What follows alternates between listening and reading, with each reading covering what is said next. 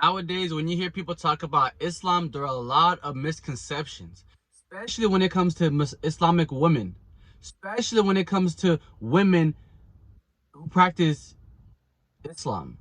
So it's one of those things where not only are most of those misconceptions untrue, just like how most of the misconceptions about Islamic men are untrue, how, oh, all Muslims are terrorists, oh, all Muslims just are misogynistic. And then from the female perspective, not only are women not as oppressed as people make it seem, not only do women have more rights than they make it seem, not only do women have more freedom than they make it seem, but people love to make it seem like women are so oppressed in Islamic cultures or traditions. And my thing is that couldn't be farther from the truth. Especially when it comes to marriage. People make it seem like so many women are just like going into slavery and just like sold off into marriage and no one even looks back. But it's one of those things where through the law, a woman is protected from almost every stage of the marriage. A woman can choose who she marries. A woman can choose to say yes to a marriage. A woman can choose to add stuff to the marital agreement. So she can say, oh, I don't want you to have multiple wives if you want to get married. She can say, oh, I don't want you to do certain stuff if we're going to get married. And a woman not only has the power to leave the marriage, but she has to be taken care of after the marriage. So there's all the stuff that comes with it.